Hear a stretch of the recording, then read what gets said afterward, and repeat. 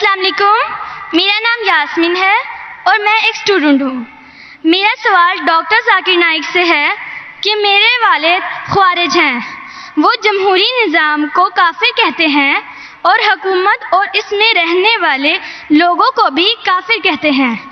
مجھے حکم دیتے ہیں کہ میں ان کا نظریہ اختیار کروں، لیکن مجھے یہ غلط لگتا ہے کہ میں ایک مسلمان کو کافر کہوں. وہ اب میری شادی بھی ایک خوارج سے کر رہے ہیں.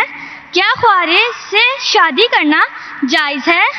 وہ مجھے دھمکی دیتے ہیں کہ اگر میں ان کا نظریہ نہ اپناؤں تو وہ مجھے آگ کر دیں گے. بہن جی، مسلمان کو صرف مسلم سے شادی کرنا چاہیے. کیا خوارج ایک کافر ہے؟ آپ نے کوئی خوارج مطلب ایگزٹ، خوارج مطلب وہ اسلام کو چھوڑ چکا ہے. وہ میرے فادر ہیں. اب فادر ہو کوئی بھی ہو، اگر آپ نے خود کہا کہ میرے والد خوارج ہے، خوارج مطلب جو اسلام سے دور جاتا ہے، تو جو اسلام سے دور جاتا ہے اور اسلام کے خلاف جاتا ہے اسے کہتے خوارج. مطلب جو تو ان سب میں میرے لیے کیا حکم ہے؟ آپ کے لوگوں میں کیا مسلمان سے شادی کرو. قرآن کی آیت ہے سورہ بقرہ کی، سورہ نمبر 2 آیت نمبر 221 کہ اپنے عورتوں کو مشرک سے شادی نہ کرے یا غیر مسلم سے شادی نہ کرے تب تک وہ مسلم نہ بنے، مومن نہ بنے. ایک شخص جو سلیو ہو، کتنا بھی غریب ہو، وہ بہتر ہے اس شخص سے، اس مشرک سے، اس غیر مسلم سے، چاہے وہ کتنا بھی آپ کو متاثر کرے. اور پھر آیت کنٹینیو ہوتی ہے کہ آپ کوئی مشرکہ سے شادی نہ کرے جب تک وہ مومنہ نہ بنے.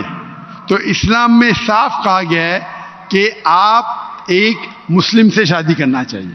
تو قرآن میں یہ بھی تو لکھا ہے کہ جو ایک انسان کا ولی ہوتا ہے، اور اگر وہ یہ بات نہ مانے کہ میں ایک مسلمان سے شادی کروں تو اس معاملے میں کیا کروں؟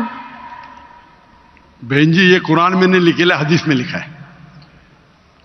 حدیث میں لکھا ہے کہ شادی کرنے کے لیے خاتون کو، عورت کو ولی کی ضرورت ہے، اور ولی والد ہے. لیکن اس میں اختلاف ہے. حنفی مذہب میں یہ ضروری نہیں، فرض نہیں ہے. اگر ولی والد اجازت نہیں دیتے تو دینا اچھی بات ہے، لیکن فرض نہیں ہے.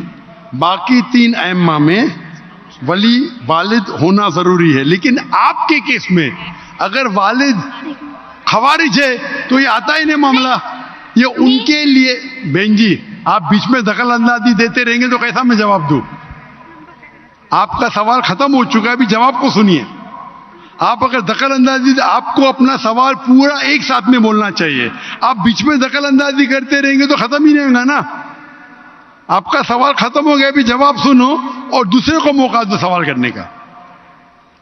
آپ نے سوال کیا کہ آپ کے والد خوارج ہے. جو مسلم کے والدہ یا والد خوارج ہے یا غیر مسلم ہے اس کے لیے لاگو ہوتا ہی نہیں.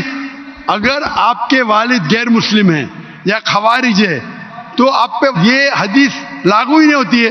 پھر آپ کو آپ کا ولی دوسرا کوئی مسلمان بن سکتا ہے، چاہے آپ کا چاچا ہو، چاہے دوسرا کوئی قریب ہو. لیکن یہ جو فرد ہے اس کے اندر فقہ میں اختلاف ہے. حنفی مذہب کے حساب سے اچھی بات ہے کہ ولی سے کرو، لیکن فرض نہیں ہے. اگر والد اس شادی کے ساتھ رضا نہیں ہے پھر بھی شادی ہو جاتی ہے. باقی 3 ائمہ کے نزدیک والد کی رضامندی جو ولی ہے وہ فرض ہے. لیکن آپ کے کیس میں یہ لاگو ہی نہیں ہوتا ہے. آپ نے جب کہہ دیا کہ آپ کے والد خوارج ہے تو اس میں لاگو ہی نہیں ہوتا. یہ آپ کو قرآن اور حدیث فالو کرنا چاہیے.